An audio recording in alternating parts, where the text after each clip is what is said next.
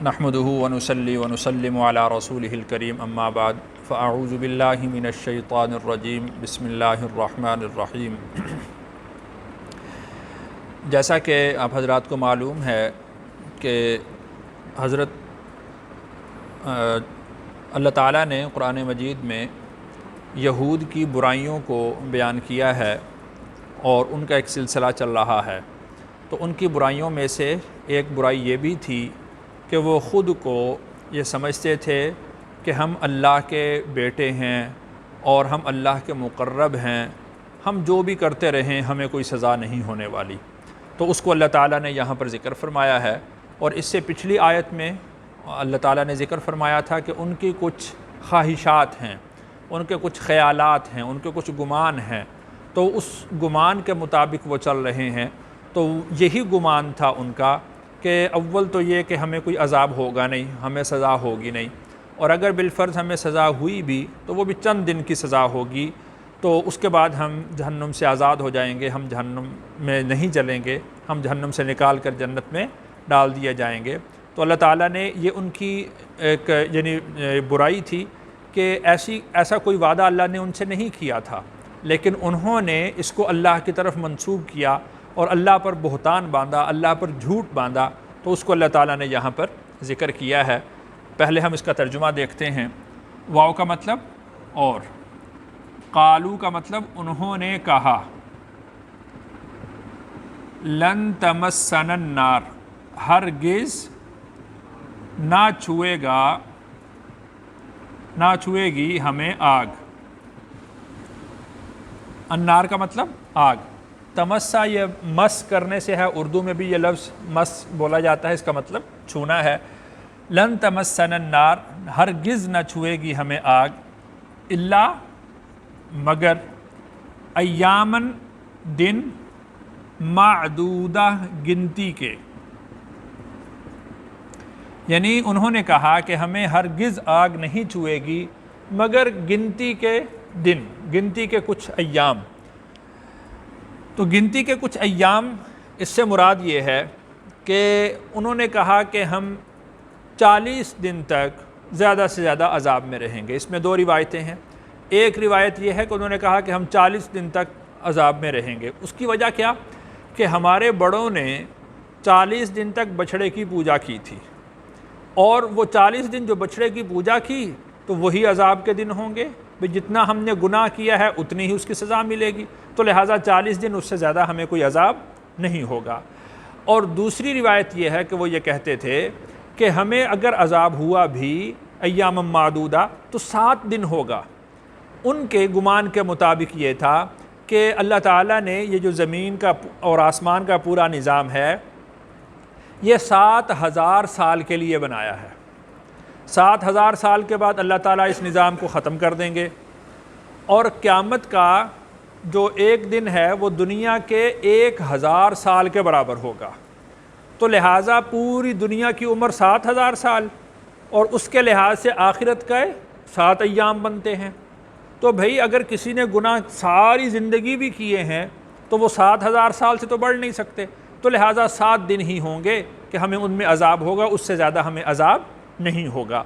اور اس کے لیے انہوں نے کہا کہ لن تمسنا النار، پہلی بات تو یہ کہ ہمیں آگ چھوئے گی نہیں، اور اس دعوے کے لیے انہوں نے حضرت یعقوب علیہ السلام سے ایک روایت پیش کی کہ یعقوب علیہ السلام کو اللہ تعالیٰ نے یہ فرمایا ہے کہ میں تیری اولاد کو عذاب نہیں دوں گا۔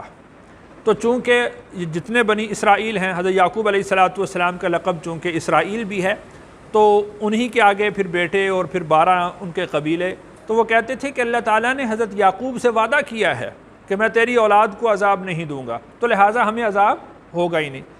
تو بہرحال علماء نے لکھا ہے کہ حضرت یعقوب علیہ السلام کی جو روایت وہ پیش کرتے ہیں، اس سے مراد حضرت یعقوب علیہ السلام کے صلبی بیٹے جو حقیقتاً بیٹے تھے، پوتے اور اس کی آگے اولاد، وہ مراد نہیں، بلکہ جو ان کے صلبی بیٹے تھے اللہ تعالیٰ نے ان کو یہ بشارت دی۔ یا پھر یہ کہ بیٹوں سے مراد وہ لوگ ہی ہوں گے کہ جو حضرت یعقوب علیہ السلام کی پیروی کرنے والے ہیں، جو ان کے طریقہ پر چلنے والے ہیں۔ اور یعقوب علیہ السلام ہوں یا کوئی بھی پیغمبر ہوں، انہوں نے رسول اللہ صلی اللہ علیہ وسلم کی بشارت دی ہے، جس طرح تورات کے اندر خود آپ علیہ الصلاۃ والسلام کے متعلق بشارتیں موجود ہیں، آپ کی علامات موجود ہیں۔ تو گویا کہ جس شخص نے رسول اللہ صلی اللہ علیہ وسلم کا انکار کیا تو اس نے تورات کا انکار کر دیا، اور جو تورات کا انکار کرنے والا ہوگا تو وہ حضرت یعقوب علیہ الصلاۃ والسلام کی اس بشارت کا مصداق نہیں بن سکتا۔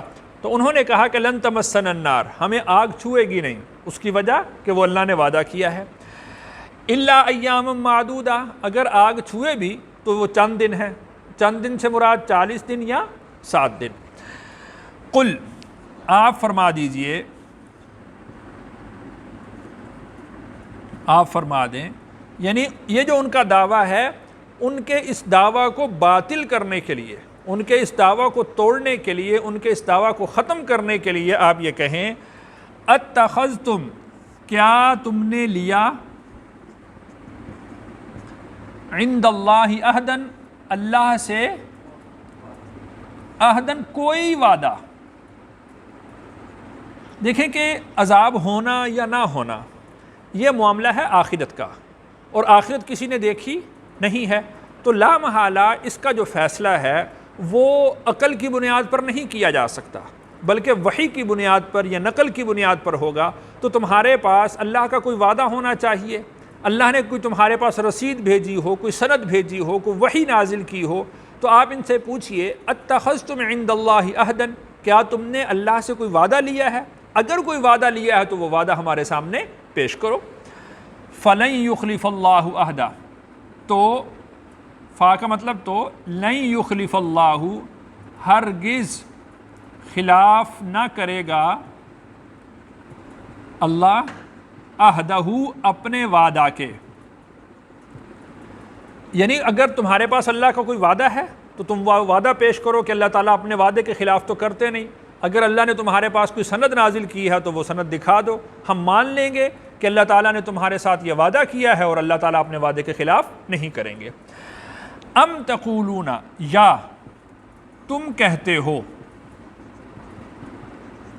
علی اللہ، اللہ پر، ما لا تعلمون، ما کا مطلب جو، لا کا مطلب نہیں، تعلمون تم جانتے،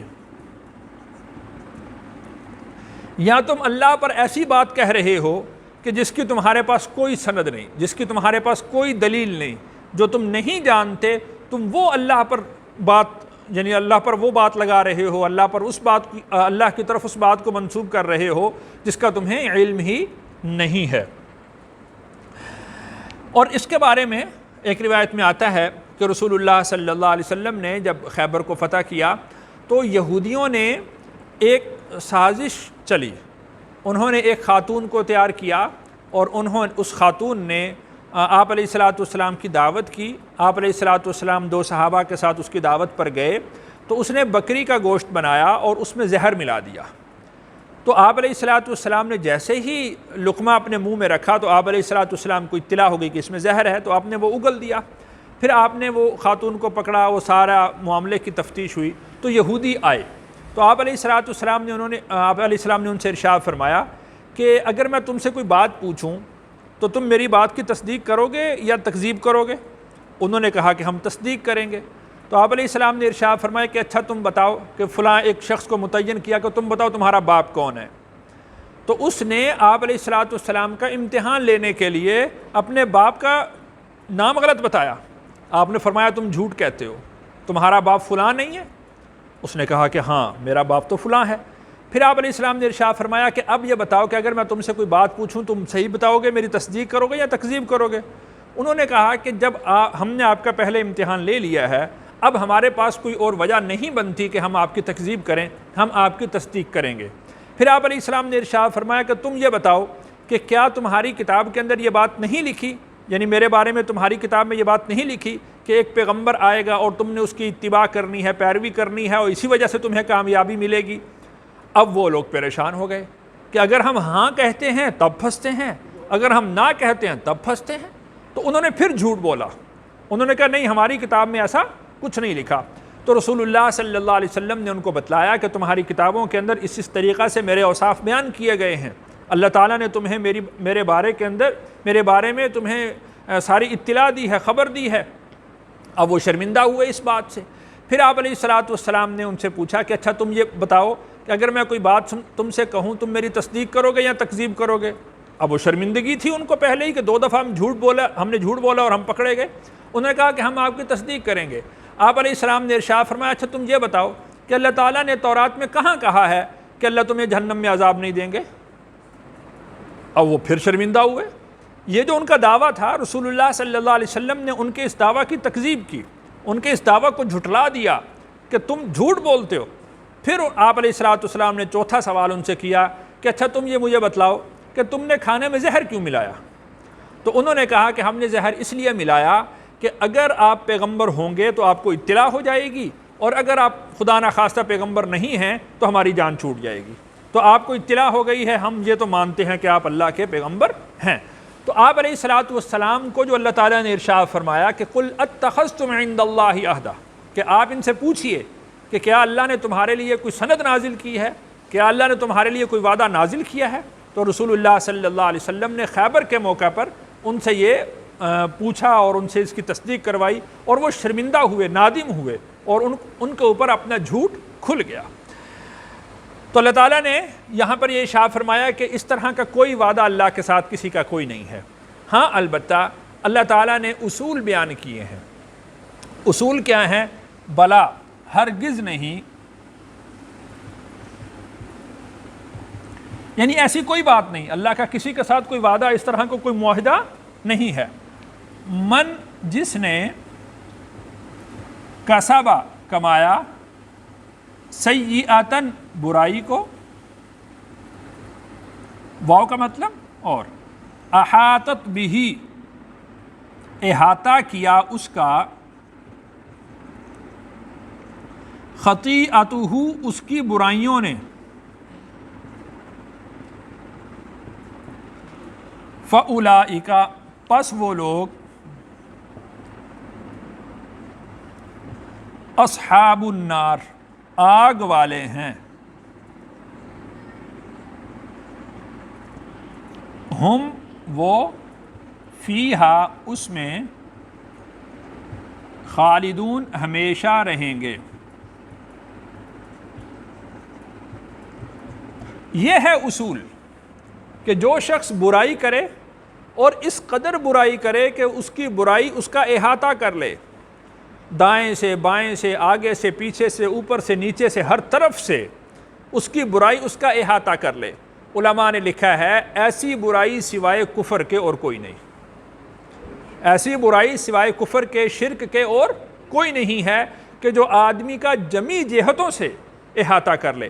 تو اس کا مطلب یہ ہوا کہ من کسب سیئۃ، یعنی جس نے کمائی برائی، اس کا مطلب یہ ہے کہ جس نے شرک کیا یا جس نے کفر کیا، وَأَحَاطَتْ بِهِ خَطِیئَتُهُ، اور اس کی اس برائی نے اس کا احاطہ کر لیا، یعنی اس نے نکلنے کی کوئی جہت نہیں چھوڑی.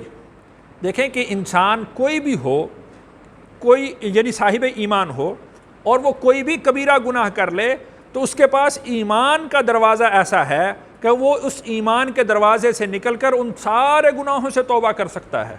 لیکن اگر کوئی شخص اپنے اوپر ایمان کا دروازہ بھی بند کر دے تو پھر اس کی برائی نے اس کا احاطہ کر لیا، اب وہ اس برائی سے نکل نہیں سکتا سوائے اس کے کہ وہ کفر کو چھوڑے اور اپنے لیے ایمان کے راستے کو کھولے. فَأُولَئِكَ أَصْحَابُ النَّارِ، تو وہ جہنم والے ہیں، وہ آگ والے ہیں. اس کا وہ شخص کوئی ہو، کسی قوم سے ہو، کسی قبیلے سے ہو، کسی مذہب سے ہو، اس کا نبی کے ساتھ کیسا ہی رشتہ کیوں نہ ہو. اللہ تعالیٰ نے 28ویں پارے کے اندر ارشاد فرمایا ضرب اللہ مثلا للذین کفروا امرأۃ نوح وامرأۃ لوط. اللہ تعالیٰ تمہارے لیے مثال بیان کرتے ہیں کفر کی، نوح علیہ السلام کی بیوی کی اور لوط علیہ السلام کی بیوی کی. اب نوح علیہ السلام کی بیوی بھی وہ ایمان نہیں لائی، لوط علیہ السلام کی بیوی بھی ایمان نہیں لائی. اب اللہ کو اس سے کوئی غرض نہیں ہے کہ کون کسی کا کیا لگتا ہے. اب نبی کی بیویاں ہیں، اللہ تعالیٰ نے ان کی مثال بطور کفر کے بیان فرمائی اور اللہ تعالیٰ نے ان کے لیے عذاب کی وعید سنائی. بلکہ سورۃ ہود کے اندر غالباً حضرت نوح علیہ السلام کے بیٹے کا جو واقعہ آتا ہے اس میں اللہ تعالیٰ نے ارشاد فرمایا، حضرت نوح علیہ السلام نے اللہ سے دعا کی، درخواست کی کہ کہ اللہ یہ میرا بیٹا ہے جو غرق ہو رہا ہے، اللہ نے ارشاد فرمایا کہ یہ تیرا بیٹا ہی نہیں، اس لیے کہ انہ عمل غیر صالح، اس کے اچھے اعمال ہی نہیں ہے، یہ تو عمل غیر صالح کرتا ہے، یہ تو شرک کرنے والا ہے، تو لہٰذا اس سے متعلق مجھ سے دعا بھی نہیں کرنی۔ نبی کا سکا بیٹا ہے لیکن وہ کفر اور شرک کی وجہ سے غرق ہو رہا ہے، تو اللہ تعالیٰ کو اس سے کوئی غرض نہیں کہ کون کس کا بیٹا ہے، کون کس کی بیوی ہے، اس کے ساتھ اس کا کیا رشتہ ہے۔ اللہ تعالیٰ کو جو غرض ہے وہ یہ ہے کہ کون صاحب ایمان ہے۔ اب رسول اللہ صلی اللہ علیہ وسلم کے اطراف میں جو جمع ہونے والے لوگ ہیں، آپ ان کے متعلق دیکھ لیں، حضرت صہیب کے ساتھ رومی کا لفظ بولا جاتا ہے، حضرت سلمان رضی اللہ عنہ کے ساتھ فارسی کا لفظ بولا جاتا ہے، حضرت بلال رضی اللہ عنہ کے ساتھ حبشی کا لفظ بولا جاتا ہے، تو کہاں روم، کہاں فارس، کہاں حبشہ، وہ لوگ آئے، رسول اللہ صلی اللہ علیہ وسلم نے ان کو اپنے سینے سے لگایا، ان کے لیے بشارتیں ارشاد فرمائیں۔ تو اصل جو کامیابی ہے وہ ایمان کے ساتھ ہے۔ تو اگر کوئی شخص کسی قوم، کسی قبیلے، کسی مذہب، کسی نسل سے تعلق رکھتا ہو، اگر وہ ایمان لے آتا ہے، ایمان کامل اختیار کرتا ہے، تو اللہ تعالیٰ کی طرف سے نجات کا اعلان ہے۔ اگر وہ شخص وہ صاحب ایمان نہیں ہوتا، بھلے کوئی شخص ہی ہو، تو اس کے لیے اللہ نے ارشاد فرمایا فَأُولَٰئِکَ أَصْحَابُ النَّارِ هُمْ فِيهَا خَالِدُونَ، وہ جہنم والے ہیں، وہ اس میں ہمیشہ رہیں گے۔ اللہ تعالیٰ سے دعا